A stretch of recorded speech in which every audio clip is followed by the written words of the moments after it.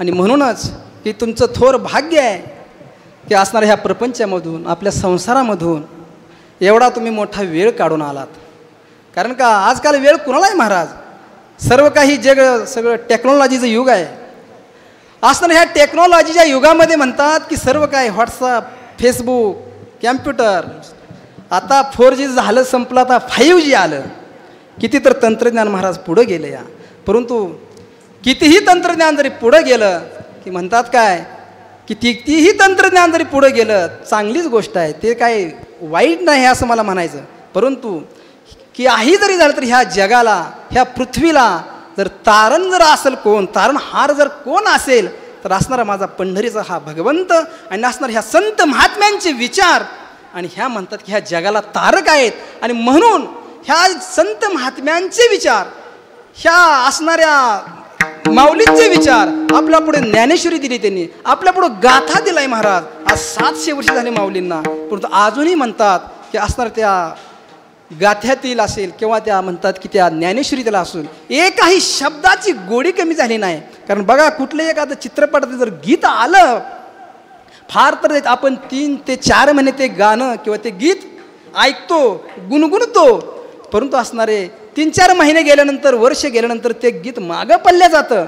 नंतर नवीन गीत येतं, नवीन चित्रपट येतात. परंतु 700 वर्ष झाली माझ्या माऊलींना समाधी घेऊन, तुकोबरायांना 400 वर्षी झाली, नाथरायांना असणारे नामदेव महाराज असतील, माझ्या जनाबाई असतील, मुक्ताबाई असतील, त्यांचं जे काही वाङ्मय आहे, त्यांनी जे आपला तुम्हामासाठी जे काही करून ठेवलं आहे त्याचे मात्र एकाही शब्दाची काही गोडी कमी नाही. आणि गोडी कमी नसल्यामुळं आणि आपल्यासाठी त्यांनी एवढं मोठं हे ताट पंचपक्वानाचं वाढून ठेवलं या. मग आपण काय केलं पाहिजे हे अभंगाच्या प्रथम चरणामध्ये.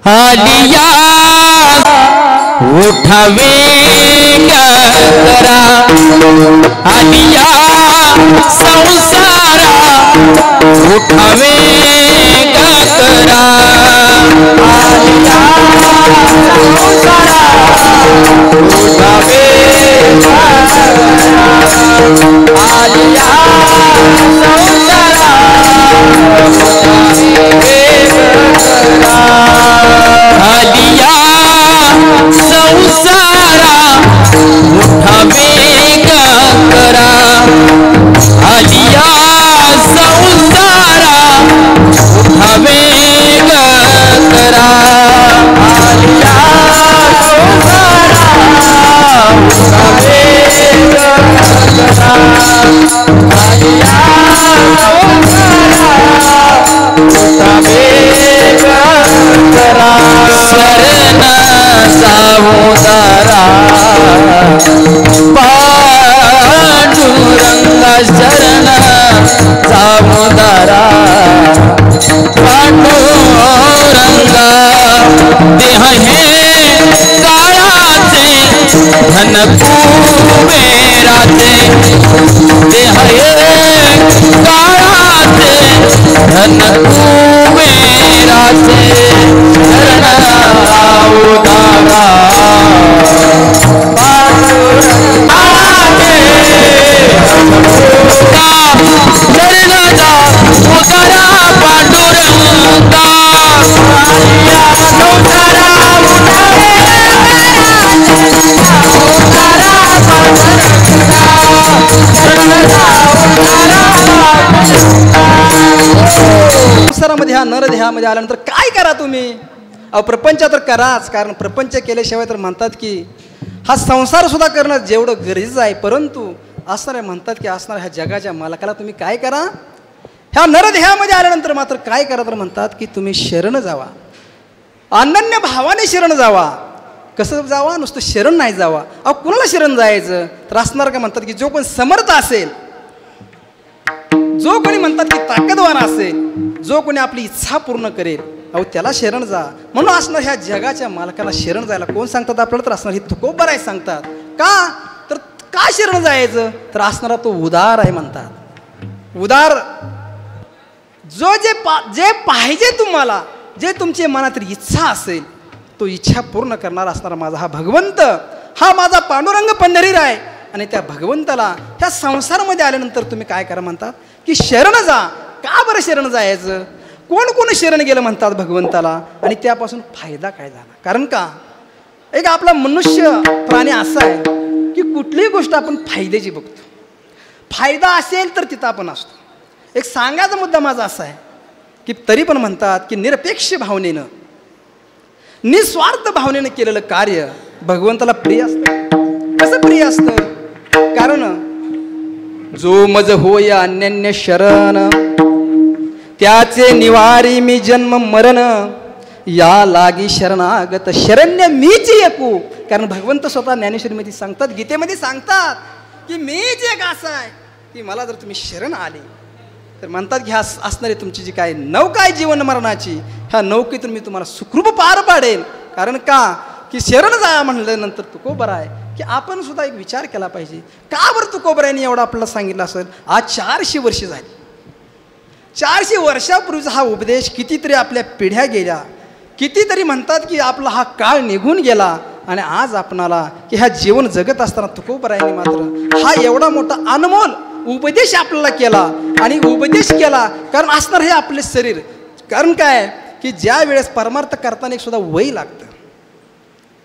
जव हे सकळ सिद्ध आहे, हात चालावया पाय, तव तू आपुले सोहित पाहे, आणि तीर्थयात्रे जाय चुको नको. तुमचं हित कशात आहे? जोपर्यंत तुमचं शरीर साथ देत आहे महाराज, तोपर्यंत तुम्ही जाऊ शकता ना. जर एकदा जर तुमचं शरीर थकलं, एकदा जर का तुमचं वय झालं, तर मग मात्र म्हणतात की कठीण होऊन जाईल महाराज. कुठलं पंढरपूरला नुसतं पंढरपूर पंढरपूर म्हणून काय काहींनी प्राण सोडला, पण तो पंढरपूरमध्ये येता नाही आलं काय काहींना. पण तुमचं थोर भाग्य आहे, तुम्ही नामदेवरायांच्या भूमीतून आलेली मंडळी, तुम्हाला खरं कोटी कोटी धन्यवाद द्यायला पाहिजे. कारण नामदेवराय सुद्धा एका ठिकाणी म्हणतात ह्या धर्ममंडपात येण्याला सुद्धा भाग्य लागतं, फार मोठी पुण्याई लागती. एका जन्माची पुण्याई लागत नाही. जन्मोजन्मी आम्ही बहु पुण्य, जन्मोजन्मी आम्ही बहु पुण्य केले, जन्मोजन्मी आम्ही बहु पुण्य केले, जन्मोजन्मी आम्ही बहु पुण्य केले, देवाया विठ्ठले कृपा केली, देवाया विठ्ठले कृपा केली, जन्मोजन्मी आधी बहु पुण्य केले, जन्मोजन्मी आधी बहु पुण्य केले. देवाया विठ्ठले कृपा केली, देवाया विठ्ठले कृपा केली, जन्मोजन्मी आम्ही बहु पुण्य केले, जन्मोजन्मी आम्ही बहु पुण्य केले.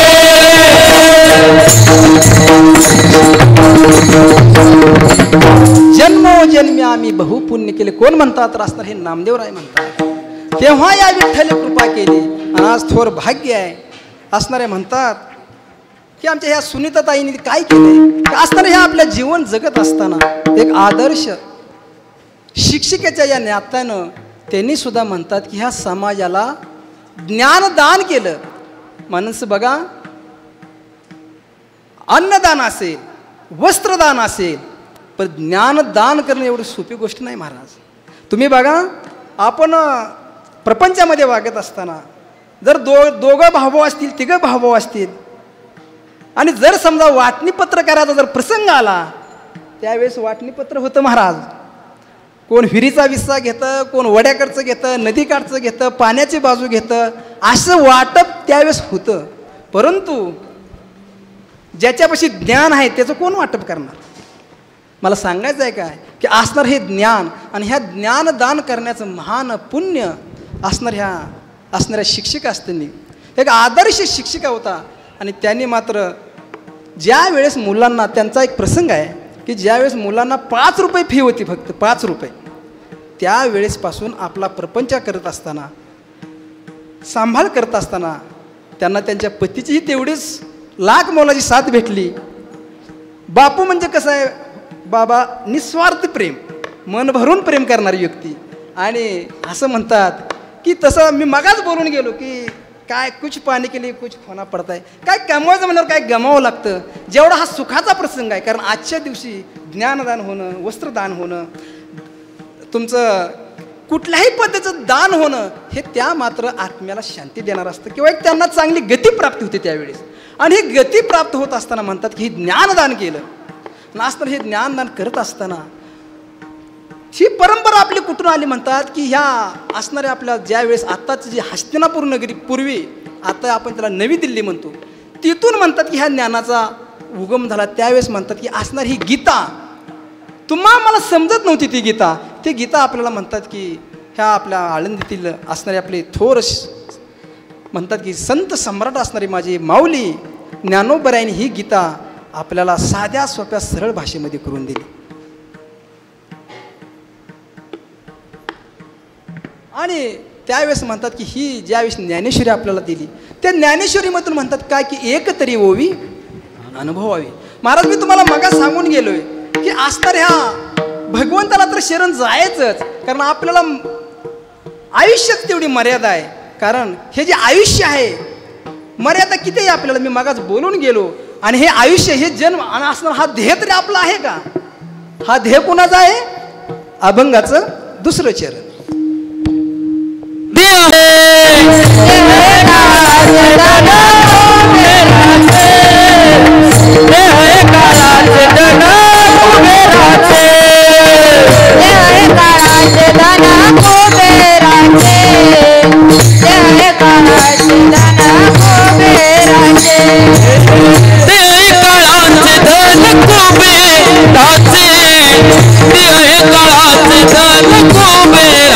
भले मोठी देणगी आहे आपल्यावर, कारण असणारा हा आपल्याला नरदेह, आपण ह्या 84 लक्ष योनीतून सर्वश्रेष्ठ असणारा जर प्राणी कोणता असेल तर म्हणतात की हा मनुष्य प्राणी. आणि हा एवढा मोठा देह आपल्याला दिला आहे आणि देहाला कारणे लावायचं आहे. कारण का? कारण हा देह सुद्धा आपला नाही, कारण हा देह काढायचा आहे. असणार आपलं धन म्हणतात की असणार आपला हा पैसा, हे धन जर असेल तर म्हणतात की कितीतरी, आज तुम्हाला सांगायचं मला वाटतं काय फार गरज नाही, कितीतरी म्हणतात की राजे रजवाडे असणारे म्हणतात की उद्योगपती असतील, कितीतरी मोठी जरी व्यक्ती असेल तरी शेवटी धन म्हणतात की काय कामाला, शेवटच्या क्षणाला धन कामाला येत नाही महाराज, तर शेवटच्या क्षणाला फक्त येतं काय कामाला, तर असणार आपलं कर्म केलेलं, आपण केलेलं पुण्य, आपण केलेलं चांगलं सत्कार्यच आपल्या बरोबर येत असतं. कारण का करा हरी भक्ती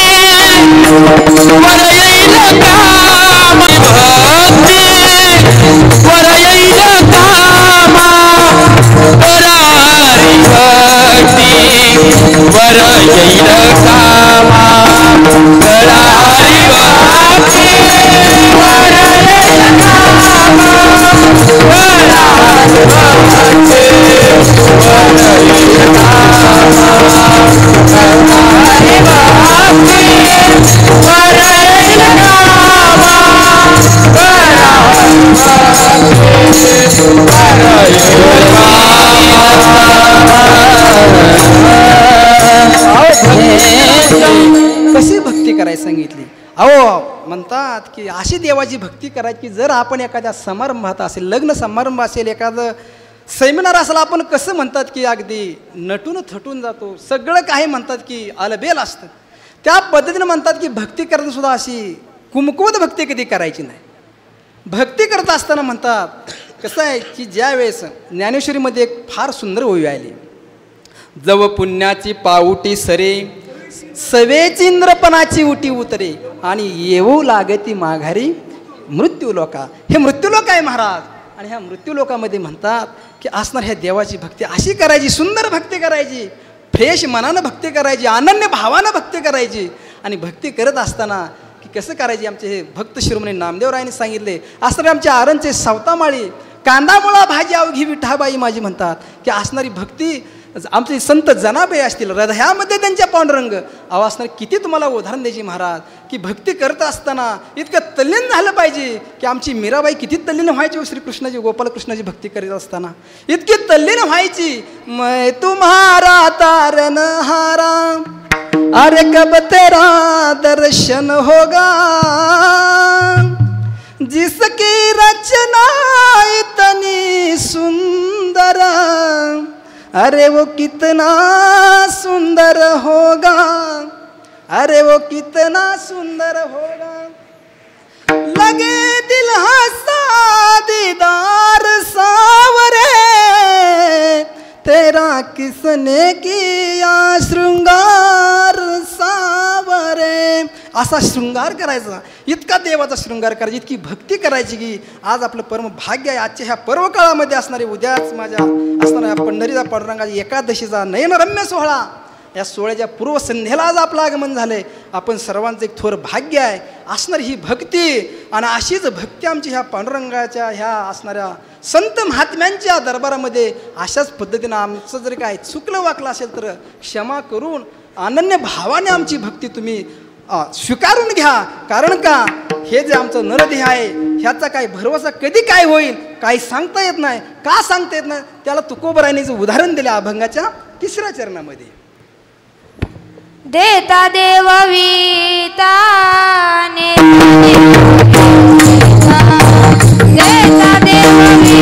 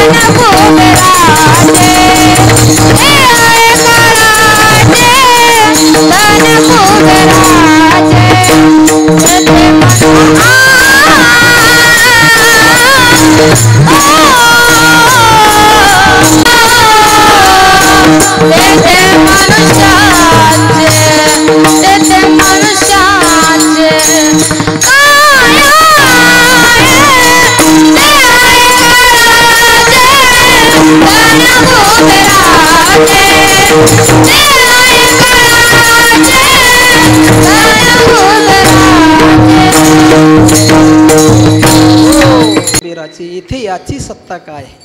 फार गोड एक सुंदर असं महाराजांनी तयारी करून विद्यार्थ्यांची घेतली. कारण का एवढं वय नाही ह्या विद्यार्थ्यांचं महाराज, परंतु कसं असतं की टप्प्याटप्प्यानं म्हणतात जसा जसा अभ्यास होईल तशा तशा पद्धतीनं आज मागाशी मी बोलून केलं हे उद्याचं भविष्य आहे. कारण काय आज जर वारकरी संप्रदायामध्ये जर म्हटलं तर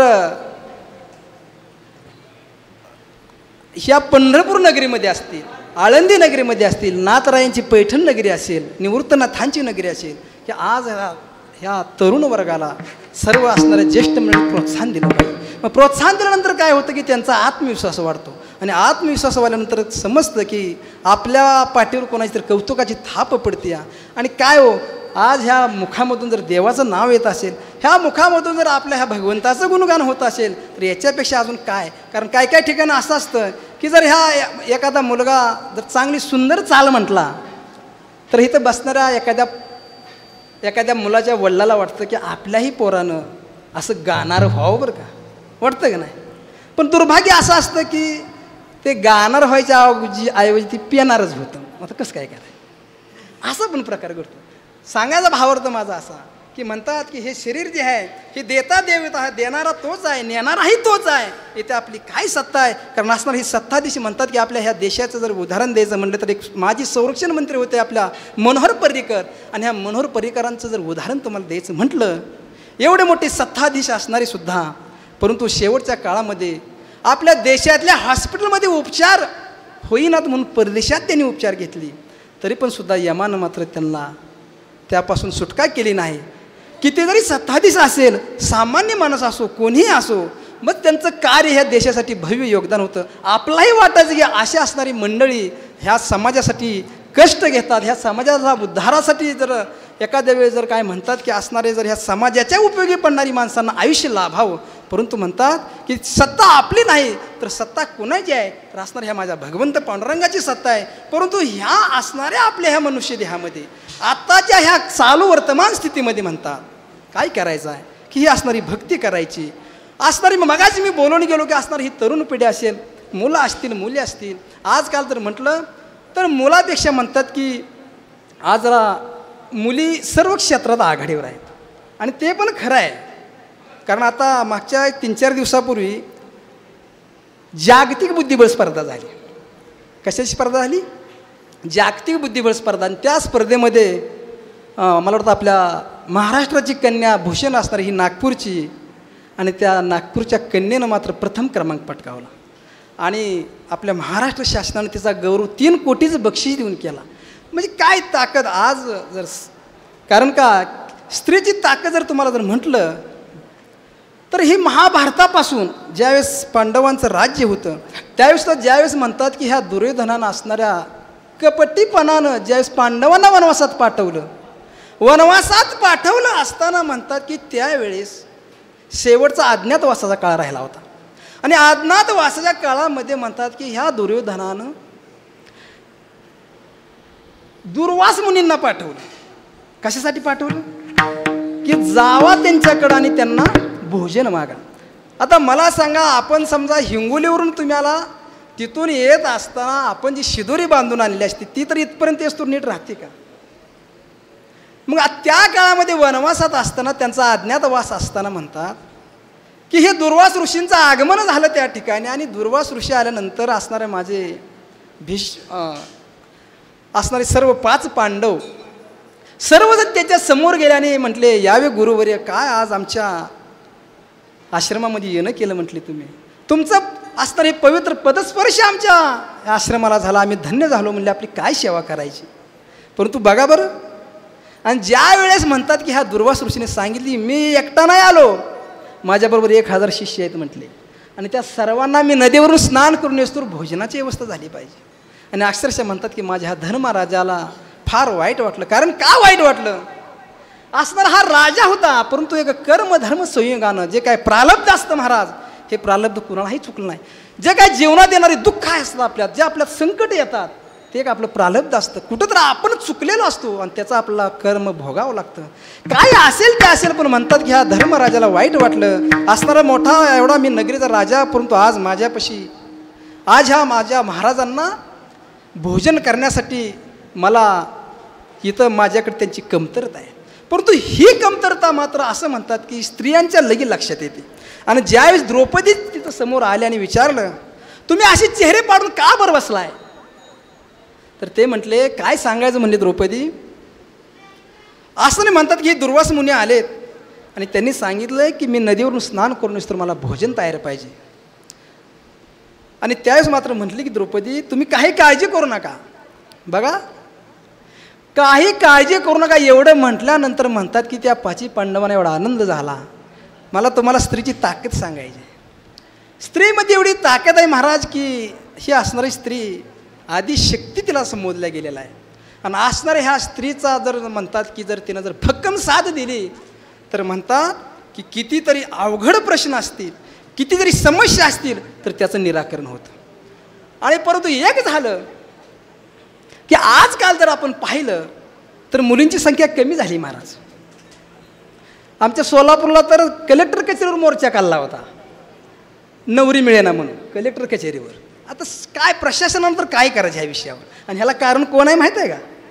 कोण कारण आहे याला? अहो तुम्ही आम्ही जबाबदार आहे मुलींची संख्या कमी करायला. मागच्या 10 वर्षापूर्वी काय केलं ह्या व्यासपीठावर सांगायची गरज आहे. आपला तो विषय नाही परंतु सांगायची गरज आहे. आणि ज्यावेळेस म्हणतात की ती मुलगी ज्यावेळेस जन्माला आली त्यावेळेस आपण तिची जी असणारी ती म्हणतात की कळी आपण ती गर्भामध्येच तिची खुडून टाकली कळी. हे पाप केलंय आपण. त्यामुळे आता अजिबात कुई करायचं नाही, जे आहे ते समोर. मला सांगायचं आहे काय की असणारी म्हणतात, कारण त्यावेळेस ती मुलगी सांगत होती ना टाहो फोडून की मला दवाखान्यात तुम्ही घेऊन जाऊ नका, हे तुम्ही वाईट कर्म करू नका, कारण मी अजून जन्माला पण आले नाही, हे जगही मी पाहिलं नाही, मी कुठलं पापही केलं नाही, ही मला शिक्षा का? 9 महिने 9 दिवसाने हो झाली जग बघण्याची घाई, वंशाच्या दिव्यापायी नको पण ती विझवू आई. उद्या तुझ्या गर्भाची ग चाचणी होणार ग, मुलगी आहे म्हणून सारे नाक मुरडणार ग. हो माझ्या चिमुकल्या कानाला तुझी कुजबुज ऐकू येई, वंशाच्या दिव्यापायी नको पण ती विझवू आई. ती मुलगी टाहू फोडून सांगत होती की वंशाच्या दिव्यापायी ही पणती तुम्ही विझवू नका. नाही असं समाजानं ऐकलं महाराज, पर नका काय ऐकना. परंतु एक झालं महाराज की आज कुठलंही क्षेत्र असू द्या, ऑलिम्पिकच्या स्पर्धा असू द्या, शिक्षणाच्या असू द्या, कुठल्या कसं आहे त्यांना एकतर माया भरपूर असते. मुलापेक्षा मुलीला माया फार जास्त असते महाराज. म्हणून काय असतंय, जर आपण जर म्हणतात की ती मुलगी काय करते, एखाद्या जर मुलाला सांगितलं की बाळू त्यातलं एक तांब्या भरून पाणी दे जर डेऱ्यातलं म्हटलं, तो म्हणतो तुम्हाला घ्यायला येत नाही का? पण मुलगी नाही होत तशी म्हणत महाराज.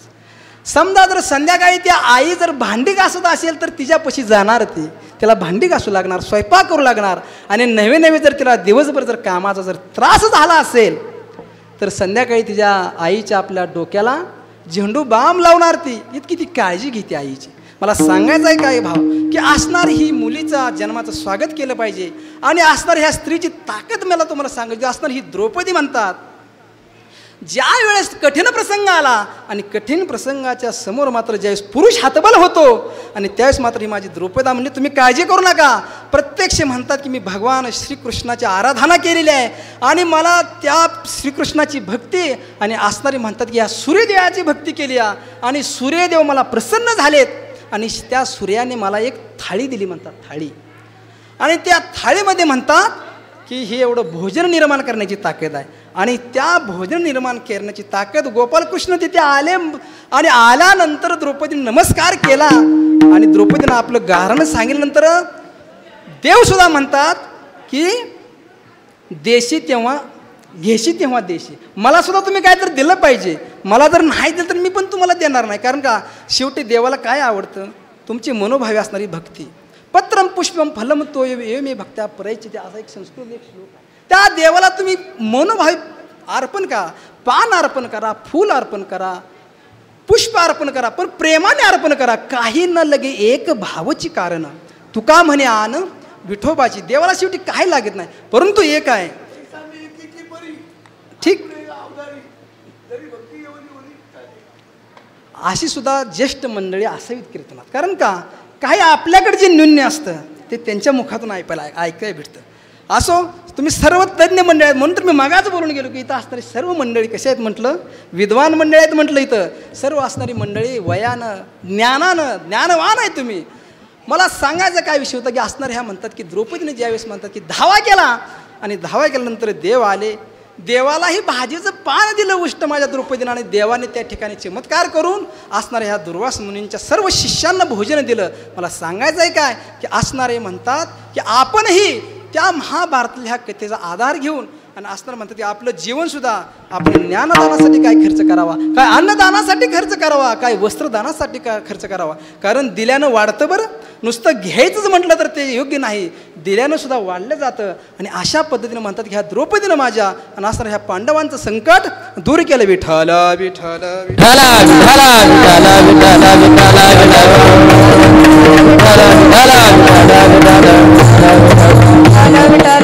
असणार ह्या तुकोबरायांचा जो अभंग होता आजच्या सेवेसाठी घेतलेला, की असणार ह्या तुकोबरायांना आपला उपदेश केला. तिसऱ्या चरणात उपदेश केला, देता देविता नेता नेविता येथे मनुष्याची सत्ता काय. आपल्या मनुष्याची तर सत्ता काहीच नाही, कारण करतोय, कारण तो कर्तुम असणारा सर्व शक्तिमान असा असणारा हा माझा भगवान पंढरीराय. आणि या पंढरीरायाच्या म्हणतात की असणाऱ्या चरणापाशी आणि आपण सर्वांनी मनोभावे लीन होऊन संत महात्म्यांच्या चरणावरती लीन होऊन आपण फक्त एकच मागायचं की असणार हे देवा परमेश्वरा, असणार ह्या पंढरीच्या पांडुरंगा की आम्हाला सर्वांना चांगली बुद्धी दे, चांगलं आरोग्य दे, आणि असणार ही तुझी सेवा करण्यासाठी आम्हाला पण बळ दे. आम्हाला पण म्हणतात की दुर्बुद्धी दे का कदा, दुर्बुद्धी देते मना कदा नुपोजो नारायण. आमच्या मनात अशी बुद्धी द्या, अशी प्रेरणा द्या की आज जसं आम्ही आलो ह्या कार्यक्रमाला, तसं आमच्या हातून गावाकडे गेल्यानंतर असेल, आमच्या शेतात काम करत असताना हातात काम मुखात राम आणि मग मिळतो आराम. आपण सुद्धा अशा पद्धतीने जर सेवा केली तर आपलं जीवन मात्र कृत्य झाल्याशिवाय राहणार नाही. विठोबा रखुमाई हरे विठोबा रखुमाई, जय विठोबा रखुमाई, हरे विठोबा रखुमाई, हरे हरे विठोबा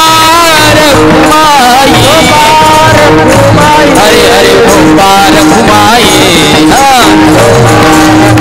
जय विठोबा रखुमाई, जय विठोबा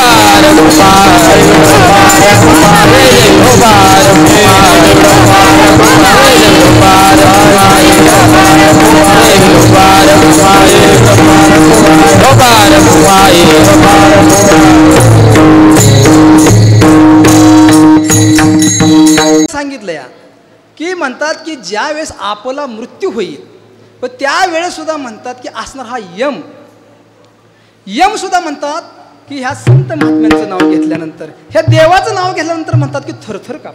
कारण का त्या संतांच्या वाणीत म्हणा, संतांच्या स्पर्शात म्हणा, कारण असणार हे आपले ज्या दरबारामध्ये आपण आज उपस्थित आहेत, असणार हे समर्थ तपोनिष्ठ योगीराज हरिहर बाबा.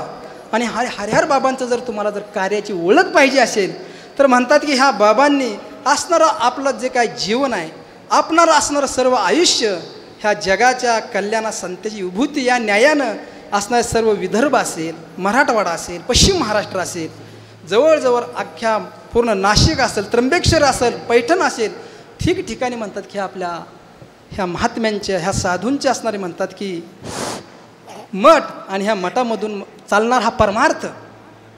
कारण ह्या जगाला म्हणतात की ज्ञान देणारे का कोण असतात, म्हणतात की हे संत साधू असतात. आणि ह्या संतांच्या पावलावर पाऊल ठेवून असताना ह्या माझ्या हरिहर बाबांनी ह्या जगाच्या उद्धारासाठी, ह्या असणाऱ्या वंचितासाठी आणि त्यांनी मार्ग दाखवला. आणि असणार ह्या पंढरी नगरीमध्ये आज एवढा मोठा भव्य असणार हा मठ, जवळजवळ 3 ते 4 मजले असणार हा मठ. आणि ह्या मठामध्ये चालणारे वार्षिक सर्व उत्सव, चातुर्मासाची सेवा असेल, आणि ह्या मठामध्ये असणारे आमचे आदरणीय बाबा असतील, दसूरचे आमचे सद्गुरू रामानंद बाबा असतील. आणि खरं सांगायची म्हणजे माझी कीर्तनाची सुरुवात जर कुठं झाली असेल, पहिली सुरुवात तर बाबांच्याच मठामध्ये, त्या मठामध्ये पहिल्यांदा कीर्तन म्हणजे बाबांचा आशीर्वादाची ताकद मी तुम्हाला सांगितली. बाबांचा जर तुम्ही आशीर्वाद जर घेऊन गेले महाराज, तर आज जर पांडुरंगाच्या मंदिरात जर पुजारी कोण असतील तर ते पुजारी पहिले बाबांची सेवा करत होते. त्या बाबांचा हा प्रसाद आहे की आज त्या व्यक्तीला प्रत्यक्षात जगाच्या मालकाची सेवा करायला भेटते. तसं तुम्हा मलाही सर्वांवर असणाऱ्या ह्या माझ्या संत महात्म्यांची सर्प हारते गळा शोभती शंभू हर जाना, हरवी सकळ विघ्ने विषबाधी कोणा. सर्व आपण शेतकरी मंडळी आहे. अहो असं म्हणतात की ह्यांच्या गळ्यामध्ये सर्पहार असतात. कितीही मोठा जिवंत नाग असलं तर ते स्वतः बाबा धरतात. त्यावेळेस कितीतरी लोकांची त्यांनी गाराने, कितीतरी लोकांचं व्याधी आधी भय ताप सर्व निवारण केलं ह्या बाबांनी. आणि ह्या बाबांच्याच आज दरबारमध्ये आपली सेवा सर्वांच्या साक्षीनं असणारे म्हणतात की ह्या सुनीताताईंच्या पुण्यस्मरणानिमित्त आपला हा योग आला. फुलं वाटायला झालीत का सगळी बापू? सगळे फुलं वाटलेत का? आता एक सर्वांना विनंती आहे की फक्त एक 3 मिनिटाचं एक गीत आहे मोबाईलवरती. किती मिनिटाचं? 3 मिनिटाचं गीत आहे. एक सुनीताताईंना एक भावपूर्ण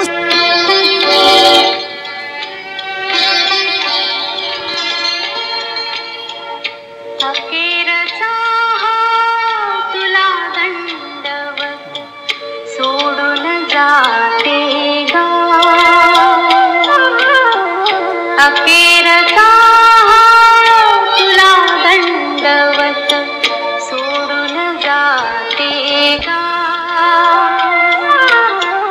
दरी दरीतून मावळ देवा, दरी दरीतून मावळ देवा, देऊळ सोडून धावरे. अखेरचा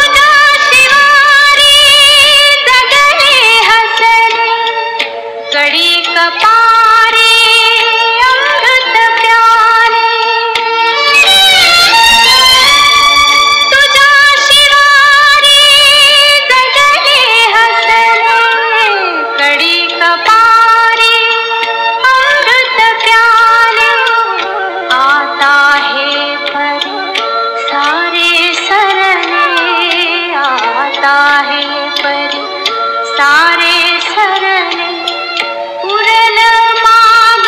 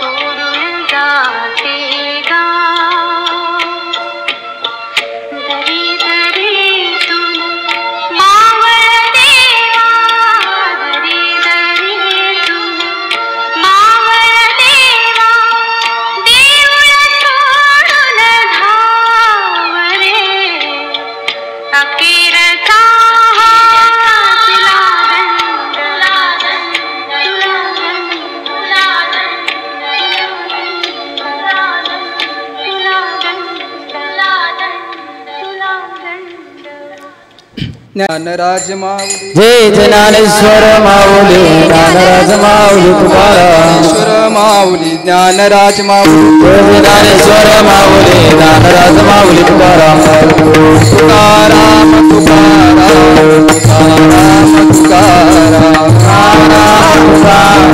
तुकाराम तुकाराम तुकाराम तुकाराम तुकाराम तुकाराम तुकाराम तुकाराम तुकाराम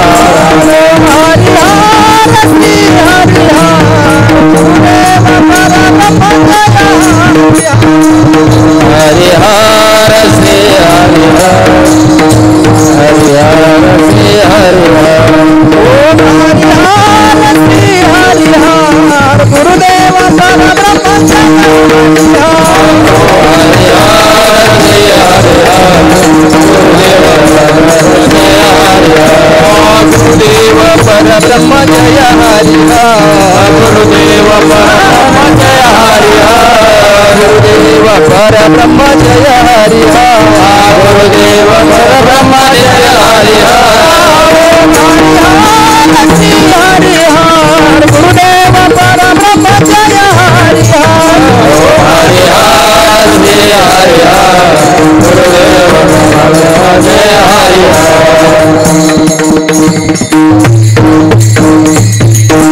आता पुष्पवृष्टी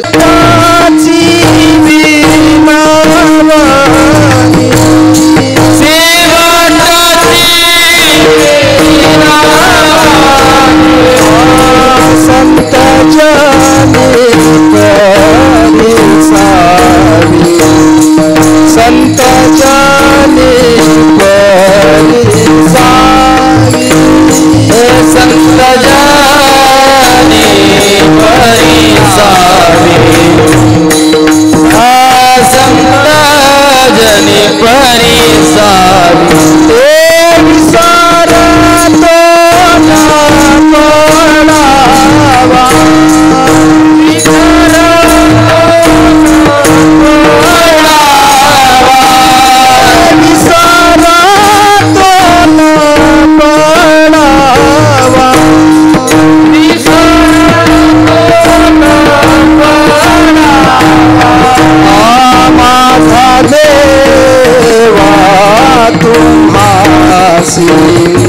तो माझा देवा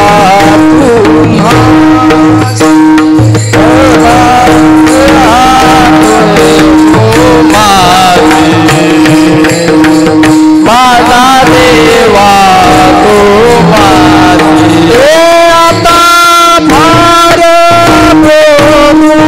काही पुढे भार बोला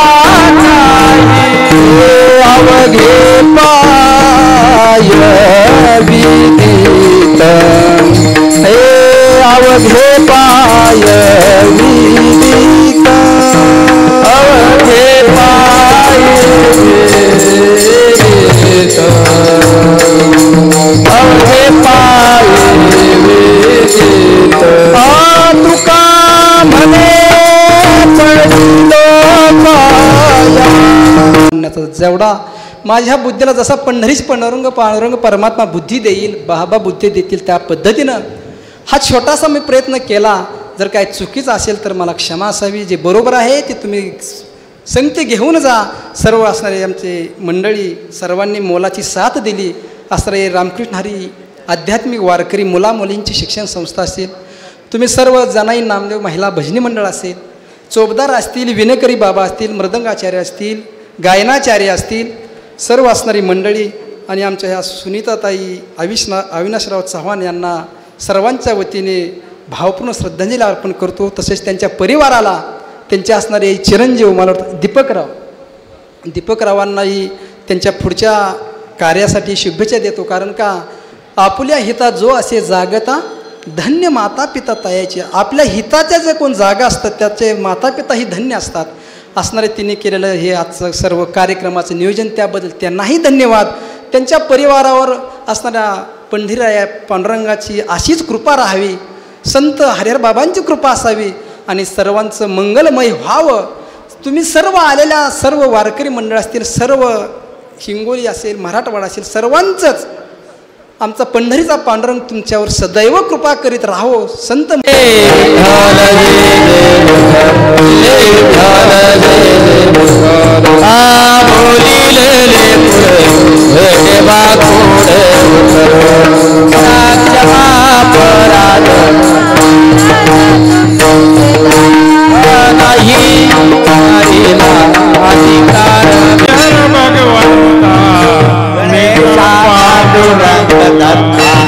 आरती हरिहर भगवंता गणेशा पांडुरंग दत्ता. आरती हरिहर भगवंता गणेशा पांडुरंग दत्ता. अर्पुणे तनु मनो जीवे ओवाळो मंगल सद्भावे. अर्पुणे तनु मनो जीवे ओवाळो मंगल सद्भावे. हरे भय चिंता शांती जय चित्ता सर्व जीव प्रेम सुख दाता. आरती हरिहर भगवंता गणेशा पांडुरंग दत्ता. आरती हरिहर भगवंता. ओंकार निज स्वरूप तुझे आद्य जय विश्वाकार झाले. गजानन श्री एकदंता विद्ये सिद्धी बोधिदाता. विघ्ने वारिषि दुःखहारिषि मंगलमूर्ति सर्वदा. आरती हरिहर भगवंता गणेशा पांडुरंग दत्ता. आरती हरिहर भगवंता. रंग गदा पद्म चक्र हाती गौतुभजंती. भक्त पद मुद्रा हृदय आयुरत कमला शेषशाली. तमागोरी धर्मरक्षोरी तारिषी अपुया निज भक्ता. आरती हरिहर भगवंता गणेशा पांडुरंग दत्ता. आरती हरिहर भगवंता. की चंद्रमा गंगा नेत्र ब्रह्मचर्य अंगा. गजल धर्मदाग्रांबरधारी वासुकी त्रिपुरकरी. कैलास धामी योगे राजस्वामी आदि गुरु विश्वनाथ प्राता. आरती हरिहर भगवंता गणेशा पांडुरंग दत्ता. दत्त गुरु हरिदा अवतार. मुक्त संचरी अभयदान करी देवी वरद हस्ता. आरती हरिहर भगवंता गणेशा पांडुरंग दत्ता. आरती हरिहर भगवंता. समाप्ति कवि कर आउले समाविले वर. लोका भार तुलसी हार आवडे ध्यान निरंतर. भक्त वत्सल भाविचल 28 युगे भावार्थ. आरती हरिहर भगवंता गणेशा पांडुरंग दत्ता. आरती हरिहर भगवंता. स्वमावली ज्ञानराज गरीवाळ नामा भक्तराज. शांती कमनाथ श्रीमंत